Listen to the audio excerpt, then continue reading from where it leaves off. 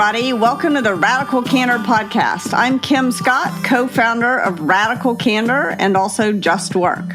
And I'm Jason Rosoff, CEO and co-founder of Radical Candor. And I'm Amy Sandler, your host for the Radical Candor podcast. We're recording this one in June 2021, and for many organizations, it's performance review season. So today, we'll be talking about why you can't have effective performance reviews if you're not also practicing performance development. Kim talks about this extensively in a bonus chapter that was included in the second edition of Radical Candor. If you haven't read that one, go buy the book. Go buy the book. If you haven't read that one, go buy the book. Have you bought the book? Okay, now that you're back, the way you think about developing the skills of the people in your organization and how you think about performance management must be aligned. So it's a manager's job to both help each person on their team develop and grow in their career while also transparently assessing the performance of each person, what is also commonly called performance management. So according to research from Gallup, only 30%, less than a third of employees strongly agree that their manager involves them in goal setting. Even fewer, just 27%, strongly agree that the feedback they're receiving helps them do their work better. And the numbers keep going down from there. Only 22% strongly agree that their performance is managed in a way that motivates them. And only 19% strongly agree that they actually have talked to their manager about steps to reach their goals. These are not great looking numbers, Kim, and it's so important. So why do you think this is just so hard for leaders to get right? I think there's an awful lot of confusion out there between development conversations and performance management. And so in my mind, here's how I would tease it out. I would say that a development conversation, that's what Radical Candor seeks to help not just leaders do, but everyone do. These are these impromptu 2-minute conversations that you have with people that show them what they do great and also give them an idea of what they could change.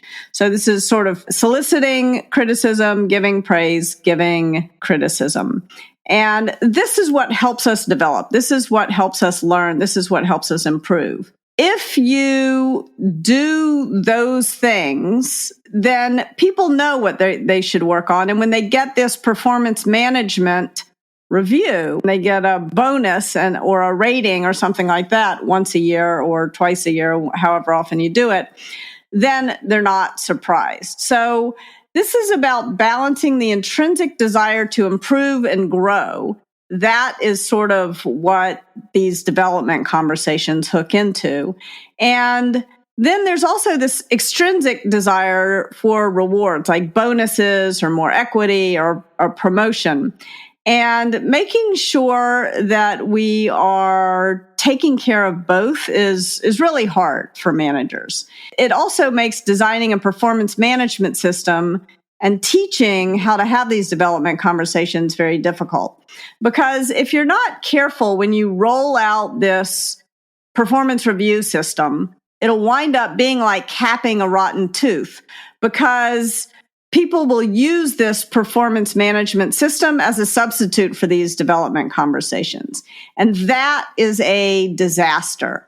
But because people need to know what they need to work on, and there should is the operative word in this sentence. There should be no surprise when you get your performance review, and yet very often there is. So when you design your performance management system, you want to make sure that it's not undermining these development conversations.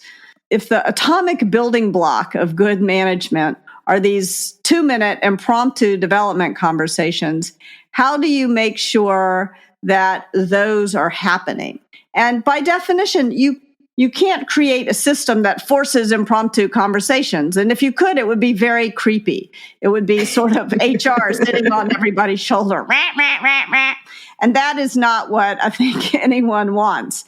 And so the motivation to have these conversations, to solicit feedback, it needs to be grounded in sort of a growth mindset. And I know that if I can get Brandy and Amy and Jason to tell me what I'm doing wrong, what I could be doing better, then A, they're giving me a gift, so our relationship is going to improve, and B, I'm going to do better work, and so my work will improve. The desire to receive it has got to be intrinsic, and the desire to give it has also got to be intrinsic, and it usually stems from caring personally.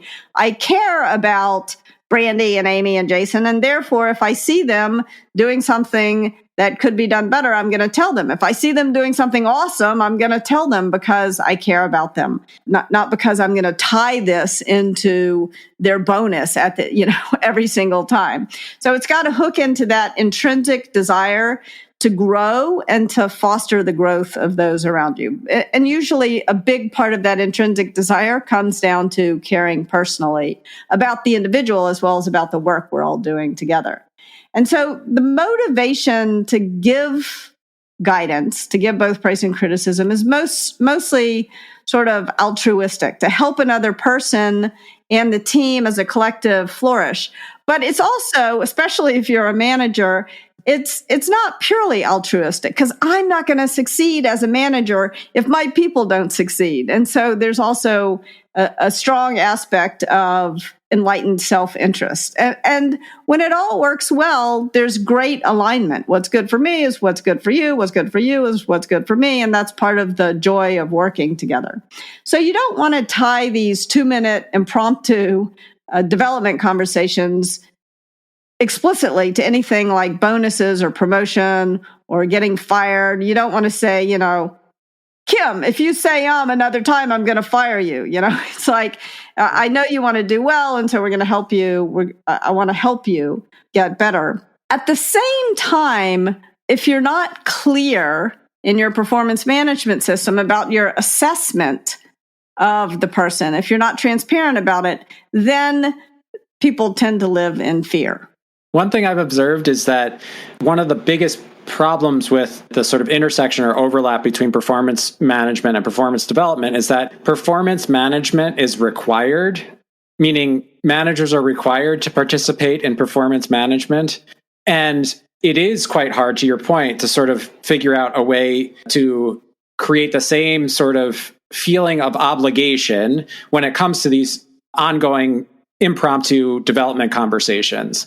And so something that organizations have done is they've started to codify a manager's job as including these impromptu conversations. So part of a manager's performance management experience is their teams evaluating them on how well they are actually supporting them in these ongoing development discussions that aren't tied to the end of your performance management. So it seems sort of circular, but to your point about designing a performance management system that actually reinforces or encourages these conversations, it's quite important that at least managers are on the hook to make sure that you have them. So that's different than saying you must have a conversation after every meeting with your team members, but it is saying that at the end of the year, your team members get to say, do I feel like my manager has provided me the feedback that I need on an ongoing basis in order to be successful? And so that's one hallmark of a sort of a holistic performance management system that includes space, that creates space and explicit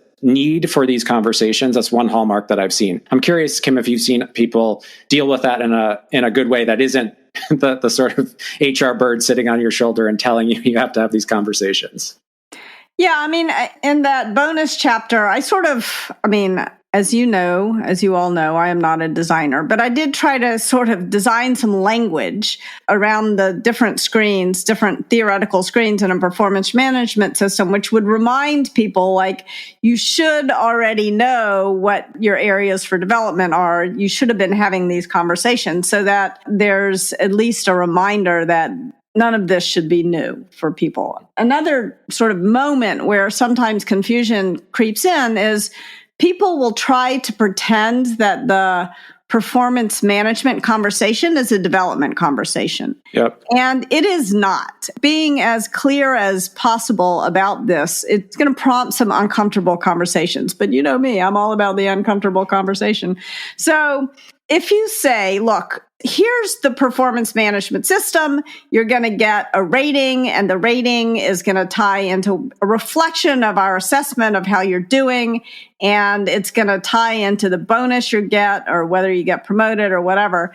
And be explicit that this is not objective truth and that it's not always fair. We're not always going to get it right. Because what you don't want is for people to come away hopelessly discouraged. I'm in the bottom 10%. I will always be in the bottom 10%. I suck. Like, that's a failure of a performance management system. And it's not an uncommon failure. And then the other common failure is like false precision. So when I was at Google, there was a 1 to 5 scale, which is already, it's a reasonable scale. But then, of course, it was a, quote unquote data driven, and we wanted to be very precise. And people started using like 3.1, 3.2, 3. So now all of a sudden it was a 50-point scale and not a 5-point scale.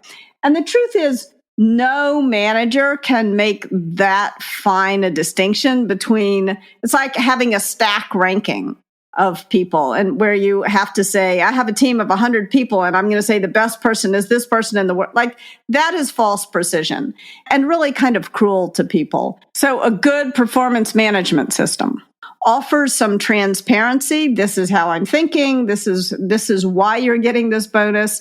It allows people to challenge your thinking, and it offers sort of I'm being humble about this assessment, some admission that this assessment is not the word of God. And last but not least, it doesn't try to pretend that it's something it's not. This is not a development conversation. I'm offering you some transparency about how and why I'm making decisions about bonuses, equity, and promotions.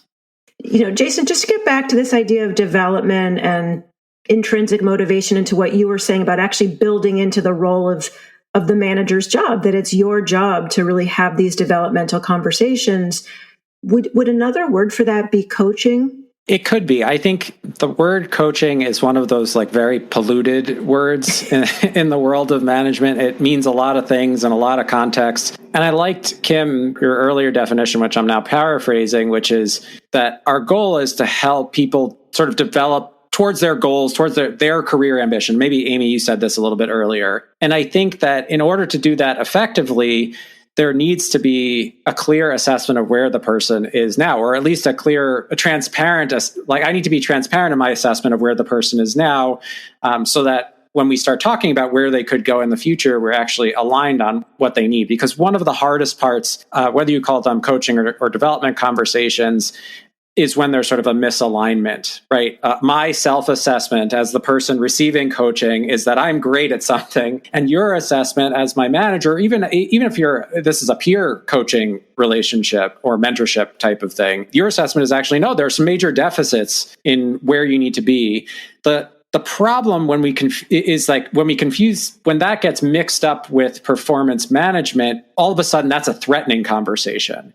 Yeah. When I say, here's my assessment of what I think you need to do in order to reach your next goal or objective. And so that's why it's important to separate these contexts, to say, I'm not filling out a form that gets attached to your review at the end of the year. Like, this is a conversation between the two of us where you're being clear with me about your goals and I'm being clear with you about how I can be most helpful to you in achieving those goals, where I see opportunities for you to improve, where I see opportunities for you to invest in your existing skills in order to leverage them. Just take a step in the direction of your dreams, to borrow a quote from the book.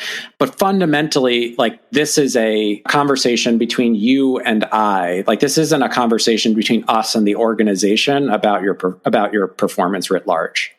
Yeah, that's a really important aspect, is that development conversations are private and performance management is usually public. It's in an HR system and it's part of your record. That makes a big difference. And that privacy is actually really important. That's why I don't believe in radical transparency. If you're going to build a relationship with someone, you've got to have some conversations with that person in private. I think there's another aspect to performance management, which, if done well, can actually help development.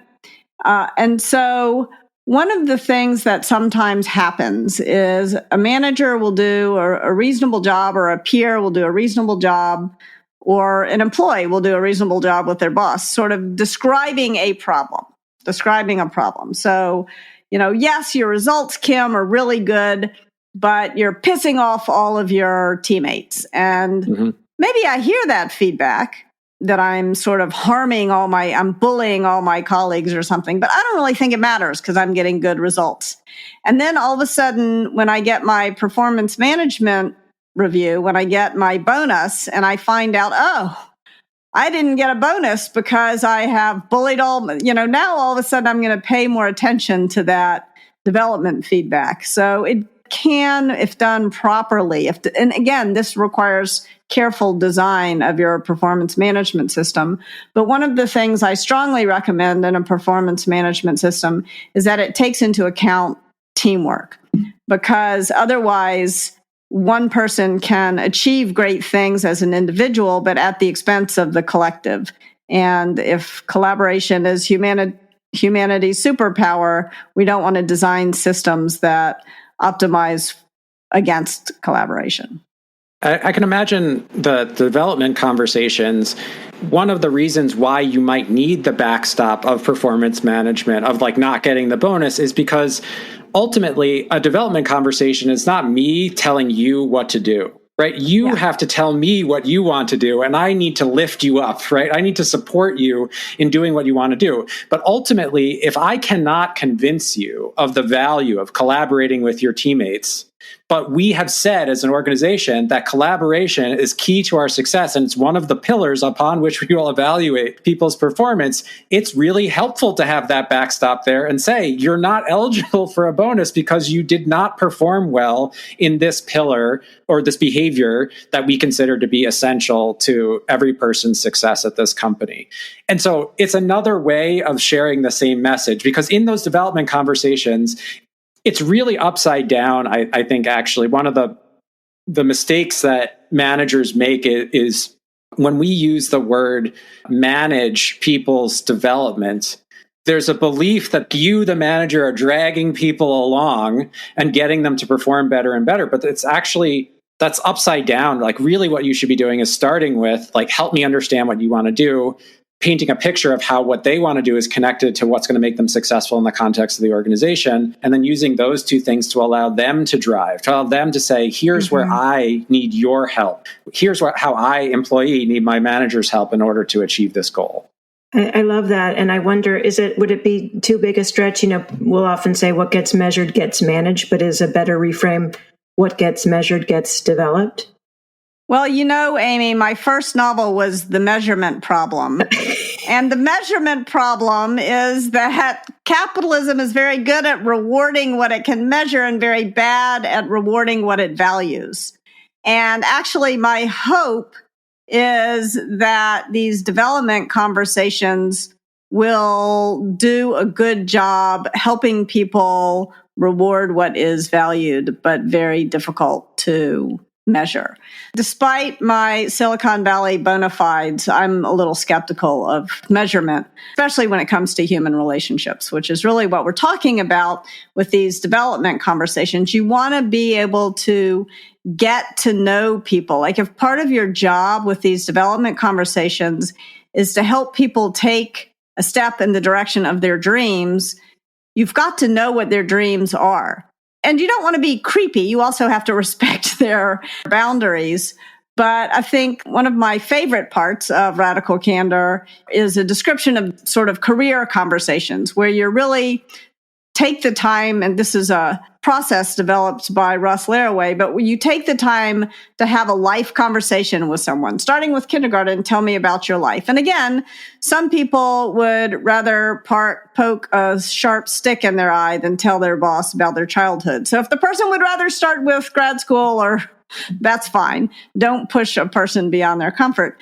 You want to understand from people what motivates them at work. So if you understand their life story and you sort of pay attention to what are the pivots the person has made, you can begin to really discern from that what are the things that really motivate. I quit being on the soccer team and I started being on the swim team because I really liked watching my times improve or whatever. Then maybe that person needs a little extra measurement to motivate them. They're very quantitatively motivated or whatever it is. Travel is really important to me. I took this job because it would allow me to travel the world. So you begin to learn what's important for people. And then you also want to give people the space to talk about their dreams, not just how am I going to climb the corporate ladder at this job? But if I can imagine my life at a time when everything is going the way I want it to go, what might that look like? And it could look very different from my current job, and that's okay. And beginning to allow people to share their past and their future dreams is what will help you give them the kind of developmental feedback that they really care about. Mm-hmm. Just to be clear on the, and maybe it was too catchy for my own good, but on the what gets measured gets developed was really what Jason was saying, which is that to codify that your role as a manager is to have these developmental conversations. So if we're measuring that in some respect, it will encourage those developmental conversations, knowing that we're sometimes motivated by that there is going to be a measurement. So it's the backstop to support developmental conversations. Yes. And I don't really know how to measure these impromptu 2-minute conversations. As you know, I started this other company that tried to help do that. We built a series of apps and they didn't work. They felt creepy to people. They felt intrusive to people. You can offer surveys to say, my manager gives me the kind of feedback I need, but I'm going to fall back on the old measurement problem. I think this is the atomic building block of management are these impromptu 2-minute conversations. I don't know. I'm open to ideas. I don't know how to measure that. There's something special, though, that happens with those kinds of measurements. So even though they're very imperfect, I think one of the most important things that I consistently see when we run measurements with companies is that at one level, everyone will say, I am great at having these conversations with my team members, but my manager is terrible at having these conversations with me. And then I go one level up and they're like, I'm great at having these conversations with my team members, but my manager is terrible at having these conversations with me. And I think just that, even if that is all you get out of it, to say, like, we have a perception of ourselves and how well we are doing with this, but that does not necessarily connect to reality. Like, people don't necessarily feel that in the same way. I think that level of measurement can be incredibly valuable. The other place that I've seen those types of measurements be useful is when, as a manager of managers, for example, I had one person who was on my team. We did these sort of manager evaluations at the end of the year. If you saw this person's evaluation, you would think that they were actually beating people in their one-on-ones. Like, they were the worst evaluations that I had ever seen in my entire life. And I was this person was lovely, like a lovely human being.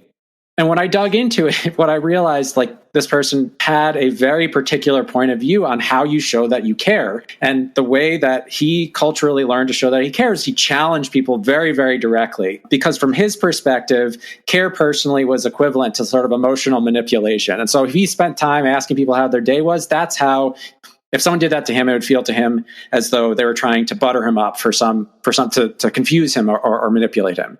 And when I dug underneath, like, what was going on, I started to realize that there was a perception problem. Like, he perceived that he was doing exactly what would be best for the people that he managed. And the people that he managed felt like they were being hit in the head by a 2x4 every time they had a one-on-one with him. So, like, there's a perceptual value. You're not getting an absolute measurement, but it does sort of tip you off to the sort of differences in perception that people might have about what's going on. Yes. And it is so important with those. What you said was when I dug into it. So when you use these surveys, it is really important to use the surveys like an alarm system. It is not the fire brigade, right? Yeah. And so it's a fire alarm, not a firefighter. And you, as the leader of leaders, are the firefighter. And so, for example, I worked at one company that sent this employee engagement survey out, and they asked all these questions they were trying to figure out if managers were giving feedback. And there was one manager at the company who looks like the best manager at the company if you just treated this survey like the truth instead of using it as a fire alarm that might be a false. And then there was another manager who looked like there were some real problems. And the leader in this organization, despite the fact that I begged him not to do this, promoted the person whose results looked good and dinged the person whose results looked bad. But it turned out the person who looked great was just blowing smoke To keep the fire alarm going. I'm not going to complete that phrase. Everybody loved working for this person because they gave them no feedback. They told them all that they gave a lot of bad praise, right? Insincere praise, and gave high ratings, but nobody was growing in their career. Nobody was improving, and it turned out to be a big problem. And then the person who got this looked like a terrible rating in their employee engagement survey was actually had a couple of low performers on their team, and the manager was correctly managing them out. And so, of course, it looked bad. So you got to be really careful with what you measure and how you use the results of these kinds of measurements when you're looking at one-on-one, 2-minute, private, impromptu conversations. Absolutely. Couldn't agree more. For those folks that are listening right now in the summer of 2021 who have not been soliciting feedback, giving praise, having these career conversations, and yet they still have to do performance reviews, what do you recommend? Kim, let me start with you. Where do you start in terms of performance reviews if you haven't yet been practicing radical candor? This is a hard situation to be in. So first of all, I feel your pain if you're in this situation. And also, you're in good company. Most people have not been having as many development conversations as they should. In fact, I wrote Radical Candor and I still struggle to have these conversations. It takes enormous emotional energy to have these, and discipline to have these conversations. And I don't know about the rest of y'all, but I feel a little exhausted right now. So my emotional discipline is probably not at its best right now. So I think that when you're in that situation, you still have to make decisions about bonuses and about promotions, and therefore you still have to share your assessment. And remember, it is your assessment. So be humble about delivering, or be open-minded, be open to the other person's perspective about delivering that assessment. It is not an objective truth. This is your assessment. And I would also say, look, I haven't been having the kind of impromptu 2-minute conversations, development conversations with you that I wish I had had, and just apologize for that and say, I'm going to do better going forward. And that's going to be part of my performance review. That is a place where I fell down in my performance review. But I still just because you failed to have these development conversations all along doesn't mean that you owe them a high rating or a bonus. It means that your bonus might be affected negatively, but it doesn't mean you don't have to do the work of the performance management. It's tricky. It's a hard situation to be in. One of the things, but before we close, this idea that if we're not having regular development conversations, or we're not having the kind of career conversations that Kim was talking about, really understanding where someone wants to go, this idea that someone might get labeled a B player, when in fact they're just simply not suited for that position, and they can actually find something that would be more suited for them. We turn someone's performance review into a value judgment about that person. Mm-hmm. And it's really, really easy to do that because they're numbers. Human beings are very comforted when we can organize things into lists and put things and people into boxes and to associate values with that. It's comforting to us to say this person deserves this much bonus and this person deserves this much bonus. And I decided what they deserve. Yeah, exactly. But that's not what we're doing. What we're saying is, the performance, the work that this person produced it deserves based on my assessment, this level of recognition, salary, bonus, promotion, whatever it is. It is we need to separate those two things. And I actually think that is one of the reasons why people wind up leaving, people who are doing mediocre work in their roles, is because they feel like it would be too judgmental for that, because they are associating these things, because they are making judgments, because they're associating someone's performance and making a value judgment about the person. They're like, it's too judgmental of me to say, I don't think this is a great fit for you. I think there's maybe an opportunity out there. But that is because we have this perverse equation of someone's performance and their value as a human being. If we can get in our minds that we should separate those two things, all of a sudden it becomes a very supportive conversation to say, hey, I'm curious, are you happy doing what you want to do? I remember this conversation. I was not managing this person. We were sort of a mentor-mentee relationship. And they were an engineer who was convinced that they wanted to be a manager someday. And there were a couple of skills that are just really important that I was encouraging this person to develop. And one of them was how to have work product feedback conversations, like this, and this you did well, this, and this could be better. And he would tell me over and over again, I'm so stressed out by this. It's incredibly difficult for me to have these conversations. Every time I have one, I'm like sweating. And so after a couple of weeks of this, I said, I want you to be what you want to be. And what you've told me you want to be is an engineering manager. But if these conversations are so stressful to you, I worry that when you get, like, if you're to get promoted to that position, you're going to be a very unhappy person. Since instead of coding all the time, you're going to be having these conversations all the time. So I'm worried about that. And he said, no, like, I'm going to figure out a way to get through this. And I said, just hang on a second. Snap judgment right now. If I told you had to have these conversations every day for a year, would you want that job? Yes or no? And he's like, I was like, don't think, just answer. And he's like, no, I would not want that job. I was like, okay, that's really important. We just had a really big breakthrough. And that's not because he's a bad person or he's incapable. There's nothing wrong. It was just that part of the job was not a good fit for where he was. And it turns out 2 years later, he made the transition to management and was a very successful and happy manager because he changed. He got into a place where those conversations were easier for him to have.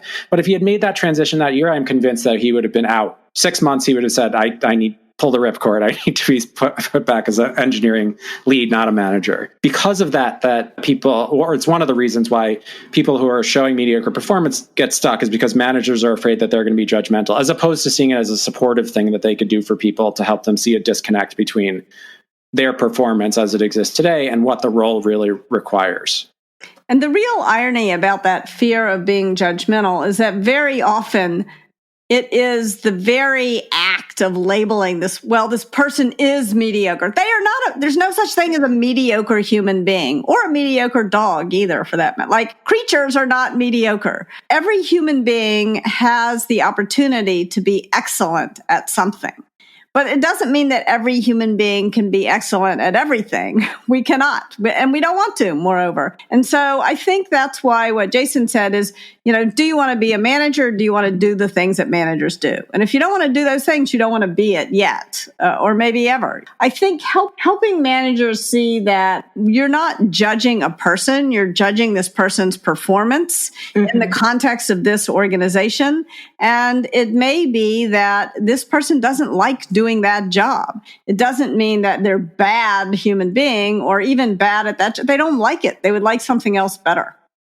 I think it's such a great distinction. And even just the idea, which I think is probably in my subconscious somewhere, is, the higher you go up the corporate ladder, the quote, better you are, or, you sort of become a quote, better person. And it's like, no, manager is there to clear obstacles. And it's a job, not a value judgment. Exactly. What a great way to end. Job, not a value judgment. Time for our Radical Candor checklist. Tips you can use to start putting Radical Candor into practice immediately. Kim.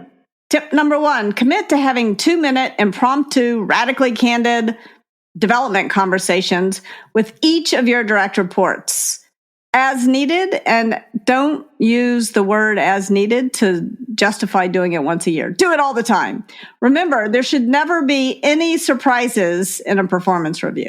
Number 2, don't try to force a fit. If it becomes clear that someone is not suited for a position they're in, help them find one they are suited for. Don't make the mistake of turning someone's poor performance in a role into a value judgment about them as a person and their capability. Number 3, get to know each of the people on your team as real, actual human beings. There are no mediocre human beings, and certainly not mediocre dogs. Thanks, Kim. Learn about your team members' individual career goals, what motivates them, and whether at this moment, and this might change over time, whether they're on a steep or gradual growth trajectory. And my favorite tip of all times, reward what you value, not necessarily what you can measure. Well, for more tips, head to radicalcandor.com/podcast. If you like what you hear, please do rate us and review us on Apple Podcasts. And don't forget, Kim, do you still have a new book out there? My new book is so great, and you should go buy it right away. It's called Just Work, and for now, it's called Just Work, Get Shit Done, Fast and Fair. But we are changing that subtitle, and so get that shit now. It's going away. It's available everywhere books are sold. Yeah, maybe it'll be a collector's item, and It the value will be for sure. Thanks for joining us. Our podcast features Radical Candor co-founders Kim Scott and Jason Rosoff, is produced by our Director of Content, Brandy Neal, and hosted by me, Amy Sandler. Music is by Cliff Goldmacher. Go ahead and follow us on Twitter at Candor and find us online at radicalcandor.com.